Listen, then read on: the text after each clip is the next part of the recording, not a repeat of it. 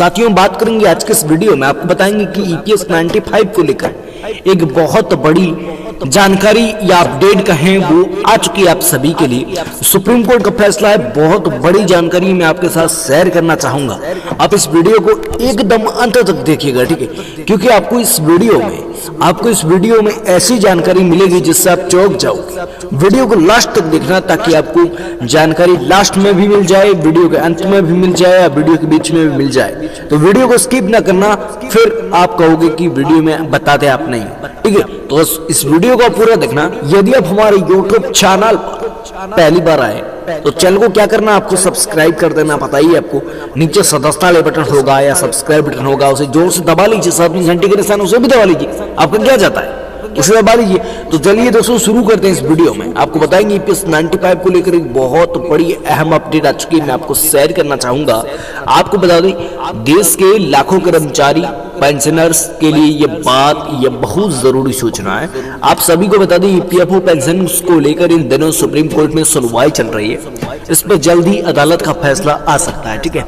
इस संबंध में ताजा खबर यह है कि सर्वोच्च न्यायालय के केरल उच्च न्यायालय के फैसले के खिलाफ कर्मचारी भविष्य निधि संगठन द्वारा दायर अपील के विरोधी पक्षों को नोटिस दिया है, जिससे पूर्ण पेंशन का वितरण होता है। शीर्ष अदालत ने 2 सप्ताह के भीतर जवाब देने की मांग की है और 23 मार्च के लिए स्थगित कर दिया है। ईपीएफओ ने मामले को स्थगित न करने का अनुरोध किया था, क्योंकि केरल उच्च न्यायालय के फैसले को तुरंत रोक लगाने के लिए एक अंतिम याचिका दायर की गई। उन्होंने तर्क दिया कि उच्च न्यायालय के फैसले के अनुसार पेंशन को 50 गुना की वृद्धि होगी और वे पेंशनरों के अधीक्षण के दौरान राशि की वसूली नहीं कर सकते। आपको बता दें, आप सभी के लिए वापस ले लिया, उच्च न्यायालय के फैसले को रोक दिया गया, यह अभी भी वैध है। इसके बाद ईपीएफओ ने मामले पर तुरंत विचार करने का अनुरोध किया। न्यायमूर्ति यू ललित की अध्यक्षता वाली पीठ ने आश्वासन दिया है कि मामले को आगे नहीं बढ़ाया जाए और सुनवाई तारीख से दैनिक आधार पर आयोजित की जाए। आपको बता दें, आपके लिए यहाँ पे आपको थोड़ी सी अपडेट मैं बता देता हूँ, अगवा कर देता हूँ। सूत्रों के अनुसार सरकार RAS 2000 रुपए की न्यूनतम पेंशन, क्या आपकी पेंशन बढ़ सकती है, ठीक है। तो इसके लिए भी आप जान लीजिए, आपको बता दें 2 गुना हो सकती है आपकी पेंशन। सूत्रों के मुताबिक न्यूनतम पेंशन 1000 रुपए से बढ़कर 2000 रुपए हो गई तो जो है आपको इससे केंद्रीय न्यासी बोर्ड ने 2019 को मंजूरी दी थी, ठीक है। लेकिन आपको बताएं, ईपीएस की ताजा अपडेट तो यह है कि ईपीएस 95 की तहत न्यूनतम पेंशन 7500 रुपए प्रति माह की बढ़ोतरी की उम्मीद। वर्तमान में कर्मचारी पेंशन योजना 1995 के तहत पेंशन 1000 रुपए प्रति माह, जिसे कर्मचारी भविष्य निधि संगठन द्वारा प्रबंधित किया जाता है, ठीक है। अब आपको हम बताएंगे ईपीएस 95 की जो पेंशन है वो आपको कितनी मिल सकेगी, इसका मैं आपको अपडेट बता देता हूँ। 1 सितंबर 2014 से प्रभावी योगदान निम्नानुसार किया जाएगा। 15,000 रुपए का 8.33% यानी 1250 रुपए कस्तूरीधन कहते हैं। ईपीएस 95 पेंशन की गणना करने का सूत्र इस प्रकार है। मासिक वेतन राशि बराबर पेंशन योग्य वेतन 100 सेवा और आपको भाग्य करना है 7, ठीक है। उससे आपकी पेंशन निकल जाएगी। अब आपको बताएं, अब इस प्रकार जो आप पेंशन निकाल सकते हो। और ईपीएफ फंड कैसे काम करता है ये तो आपको पता ही होगा। अब आपको बता दूं, ईपीएस जो कैसे हैं उसको निकाल, ईपीएस पेंशन जो है मिलेगी कितनी, अब आपको मैं अपडेट बताता हूँ। ईपीएस से आपको मिलने वाली योगदान यानी योग्य पेंशन और पेंशन योग्य सेवा पर निर्भर करती है। उक्त मात्राओं को गुणा करने और राशि फिर प्राप्त करने 10 मतलब आपका 17 से विभाजित किया जाता है, 70 से विभाजित। हालांकि ये केवल तभी लागू होगी जब आप 58 वर्ष की आयु तक पहुंच चुके होंगे। यदि आप 58 वर्ष की आयु से पहले निकासी करते हैं तो पेंशन राशि कम हो जाएगी, ठीक है दोस्तों। तो आपको मैंने यहाँ पे ये अपडेट दी आपको, और अपडेट दी आपको ये अच्छी लगी होगी। और आपको बता दें 21 मार्च आपको बता दें, यहाँ पे संभावना बता दें, ये योजना जो है 2020 में समाप्त होने वाली थी और उसको 21 मार्च 2023 तक संशोधित और विस्तारित किया गया है। इस योजना की वापसी डाकघर की वरिष्ठ नागरिक बचत योजना पर 7.75% के सीमा के साथ की गई थी। कर्मचारी भविष्य निधि संगठन खाता धारकों की बड़ी परेशानी खत्म कर दी है। अब खाता धारकों को नौकरी बदलने पर खुद ही डेट ऑफ एग्जिट को ऑनलाइन अपडेट कर सकते हैं। पहले जानकारी अपडेट करने का अधिकार कंपनी के पास होता था और इससे खाता धारकों को पीएफ खाता अपडेट करने में बहुत परेशान होना पड़ता था। किसी भी प्राइवेट लिमिटेड कंपनी में कर्मचारी की सैलरी का एक हिस्सा पीएफ के तौर पर काटा जाता है। इस पैसे को कर्मचारी के पीएफ खाते में जमा किया जाता है।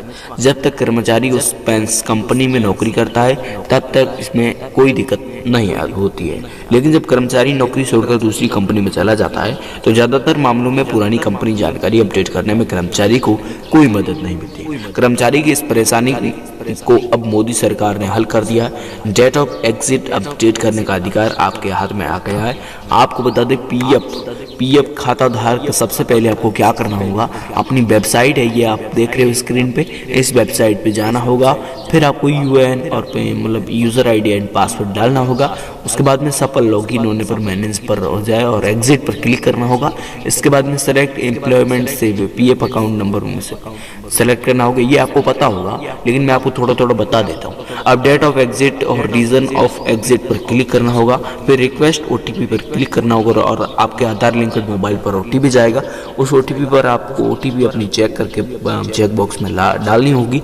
इसके बाद में अपडेट पर क्लिक करके आप ओके करके ऐसा कर सकते हैं और आपका डेट ऑफ एग्जिट अपडेट हो जाएगा। डेट ऑफ एग्जिट अपडेट करने से फ़ायदा यह होगा कि ईपीएफओ के मुताबिक अगर आपके एग्जिट डेट अपडेट नहीं है तो आपने ईपीएफ खाते से पैसा नहीं निकाल सकते और न ही खाते को पिछली कंपनी से नहीं ट्रांसफर कर सकते। लेकिन अब ईपीएफओ ने डेट ऑफ एग्जिट अपडेट करने का अधिकार कर्मचारियों को ही दे दिया है। इसमें कर्मचारी काफ़ी बड़ी परेशानी खत्म हो चुकी है। ठीक है, तो दोस्तों आपको बताएं, कर्मचारी भविष्य निधि संगठन ने खाता धारकों को आपको बता दें खाता धारकों की बड़ी परेशानी खत्म कर दी है। अब खाता धारकों को नौकरी बदलने पर खुद का date of exit online update कर सकेंगे। पहले जानकारी अपडेट करने का अधिकार कंपनी के पास होता था और इससे खाताधारकों को पीएफ खाता अपडेट करने में बहुत ही परेशान होना पड़ता था। ठीक है, ये आपको पता होगा। आप किसी दूसरी कंपनी में मतलब जैसे मान लो काम करते हैं तो आप किसी और कंपनी में आए हो तो आपको बहुत परेशानी होती होगी।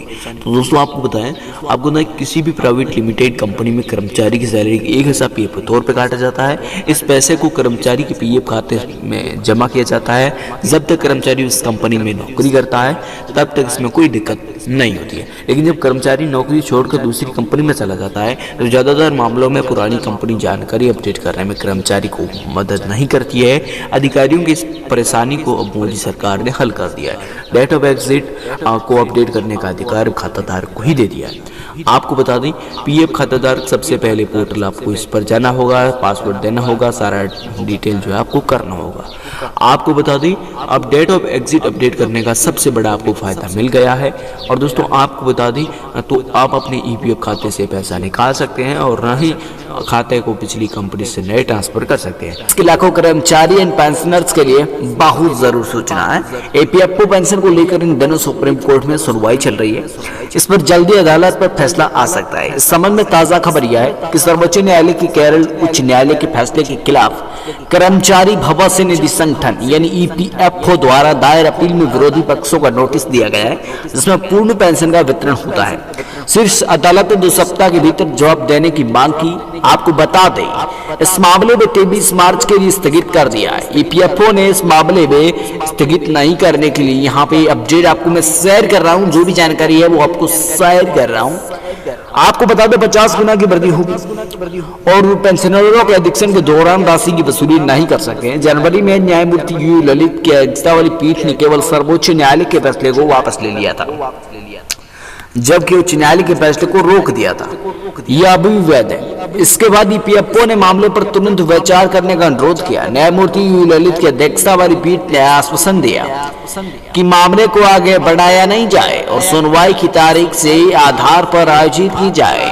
आपको बता दें, आप सभी के लिए सबसे पहले तो मैं आपको बता देता हूं, आपको छोटे छोटे क्वेश्चन है वो आपको बता देता हूं। ईपीएफओ पेंशनर कौन है आपको बता दें, ये योजना कर्मचारी भविष्य निधि संगठन द्वारा प्रदान की जाती है और ये सुनिश्चित करती है कि कर्मचारी को 58 वर्ष की आयु प्राप्त करने के बाद पेंशन प्राप्त करे और मौजूद साथ ही नए पीएफ सदस्य योजना का लाभ उठा सकते हैं। आपको बता दें आपकी न्यूनतम पेंशन कितनी हो सकती है। तो दोस्तों आइए आपको बताते हैं। सूत्रों के अनुसार सरकार को आरएस 2000 की न्यूनतम पेंशन को लागू करने पर 45 करोड़ रुपए का अतिरिक्त खर्च वहन करना होगा और अगर इसे 3000 रुपए तक बढ़ा दिया जाता है तो सरकारी खजाने पर बड़े पैमाने यानी 14,595 करोड़ रुपए खर्च होंगे। आपको बता दें क्या ईपीएफ पेंशन बढ़ रही है? पेंशन दोगुना हो सकती है। सूत्रों के मुताबिक न्यूनतम पेंशन 1000 रुपए से बढ़कर 2000 रुपए हो सकती है। इसे केंद्रीय न्यायिक बोर्ड यानी ने 2019 में मंजूरी दी थी। आप सभी के लिए बहुत अपडेट में आपके साथ साझा कर रहा हूं। आपको बता दें ईपीएस 95 के तहत न्यूनतम पेंशन में 7,500 रुपए प्रति माह की बढ़ोतरी की उम्मीद है। वर्तमान में कर्मचारी पेंशन योजना 1995 के तहत पेंशन 1000 रुपए प्रति माह मिल रही है, जिसे कर्मचारी भविष्य निधि संगठन द्वारा प्रबंधित किया जाता है। आपको बता दें आप सभी के लिए यहाँ पे अपडेट में आपको साझा कर रहा हूँ। ये योजना कर्मचारी भविष्य निधि संगठन द्वारा प्रदान की जाती है और सुनिश्चित करती है कि 58 वर्ष की आयु पर ही ये जो है पेंशन मिल सकती है। आपको बता दें ईपीएस से कितनी पेंशन मिलेगी। 1 सितंबर 2014 से प्रभावी योगदान निम्नानुसार किया जाएगा। 15,000 रुपए का 8.33% तो यानी 1250 रुपए का कस्तूरीगन कहते हैं। ईपीएस पेंशन की गणना करने का सूत्र इस प्रकार है। मासिक पेंशन राशि बराबर पेंशन योग्य वेतन एक्शन से। आप स्क्रीन पे देख रहे हो कोई भी मेरे से छोटी मोटी गलती हो गई है तो जैसा कि आप सभी स्क्रीन पे देख रहे हो गलतियां हो जाती है। अब आपको बता दें यहाँ पे छोटी छोटी जानकारियां हैं वो आपको पता ही होगा ज्यादा। तो दोस्तों मैंने आपको बताया छोटी छोटी जानकारियां आपको शेयर की। यदि आपको अच्छी लगे तो वीडियो को लाइक करना, दोस्तों के शेयर करना ताकि आपको इस प्रकार की जानकारी हमेशा मिलती रहे। तब तक जय हिंद, वंदे मातरम।